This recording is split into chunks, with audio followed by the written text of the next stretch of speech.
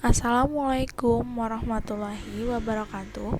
Izin memperkenalkan diri, nama saya Hija Mumiato Fitriani. Saya dari SI 4205. Di sini saya akan mempresentasikan tugas data warehouse dan business intelligence. Adapun yang akan saya bahas, yang pertama sejarah business intelligence, yang kedua pengertian business intelligence, yang ketiga manfaat business intelligence, yang keempat langkah penerapan business intelligence, yang kelima komponen data warehouse, dan yang keenam ada skema OLTP processing. Nah, di sini saya akan membahas tentang sejarah business intelligence.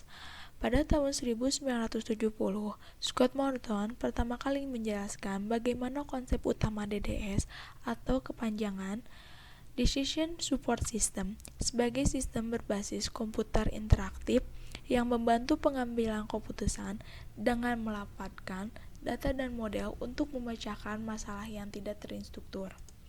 Nah, pada tahun 1980, di samping model OR yang digunakan di banyak industri dapat memunculkan rule-based express system, dan sistem ini yang berintegrasi sebagai sistem informasi tingkat perusahaan dan disebut sistem perencanaan sumber daya perusahaan atau ERP. Nah, pada tahun 1990, kebutuhan pelaporan yang lebih fleksibel yang mengarah pada pengembangan sistem informasi eksekutif dan untuk kebutuhan pengembalian keputusan mereka. Nah, pada tahun 2000, hal yang digerakkan oleh data warehouse mulai disebut dengan sistem intelligence atau BI. Lanjut, di sini saya akan memberikan pengertian dari business intelligence. Business intelligence adalah hal yang mengacu pada sistem aplikasi dan teknologi yang digunakan untuk mengumpulkan data dari berbagai sumber yang dapat diolah dan ditampilkan dalam bentuk informasi berupa summary yang mudah dibaca, komprehensif, dan akurat yang dapat digunakan untuk mengukur dan menganalisa untuk memonitor operasional dan instansi. Nah, yang selanjutnya di sini ada manfaat business intelligence. Yang pertama, ada menganalisis perilaku konsumen. Yang kedua, dapat memprediksi penjualan.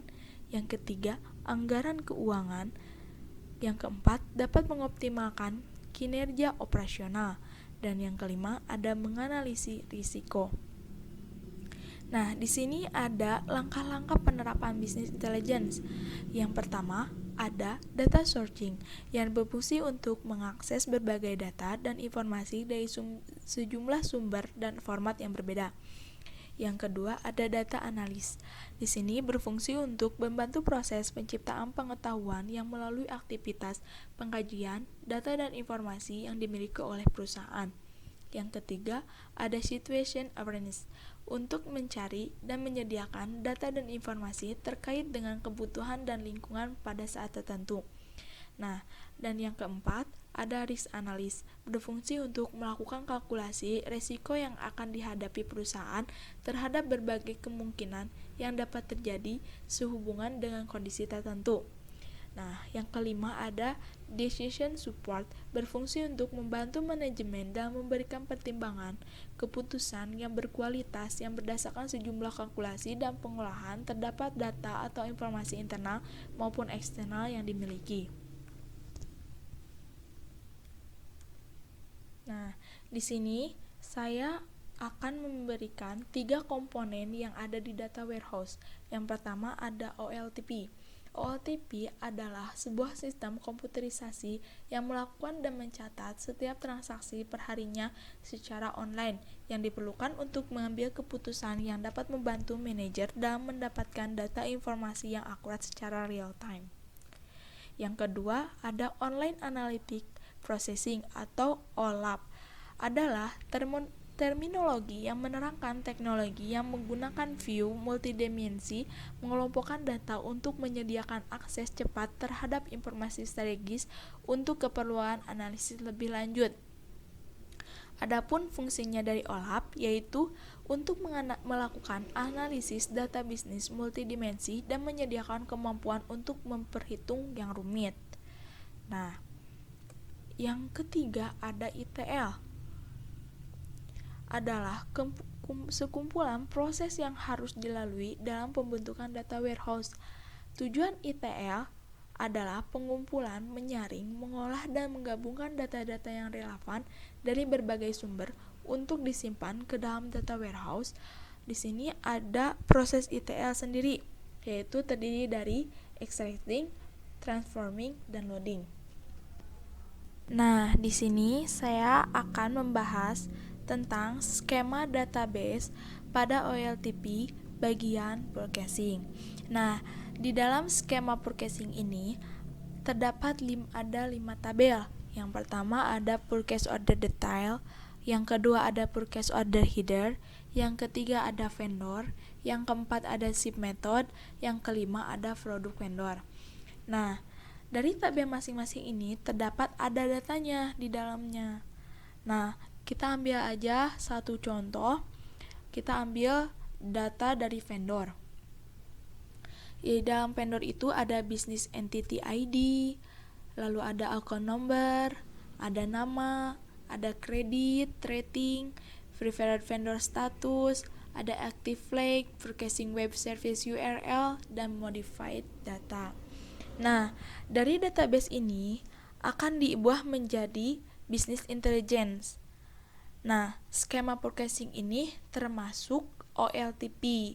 Maka kita harus merubah dulu dari OLTP menjadi OLAP. Lalu, setelah menjadi OLAP, kita rubah lagi menjadi business intelligence. Dari skema purchasing ini, kita bisa mengeluarkan output. Output itu berupa dashboard. Nah, di sini saya akan memperlihatkan contoh dashboardnya.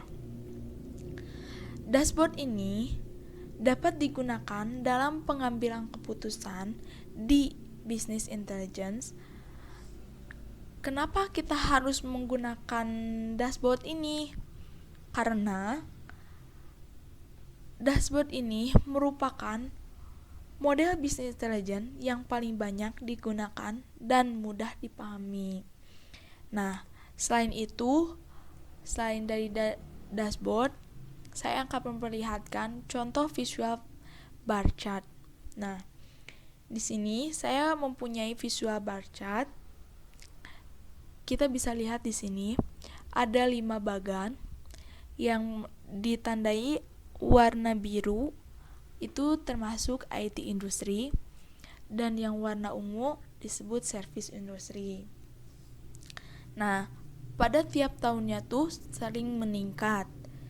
Setelah kita mengetahui yang ada di bar chart ini, maka akan perusahaan lebih mudah untuk melihat tingkatan dan perubahan kenaikan pada tahun mana yang lebih baik. Nah, sekian dari presentasi saya. Wabillahi taufiq wal hidayah. Wassalamualaikum warahmatullahi wabarakatuh.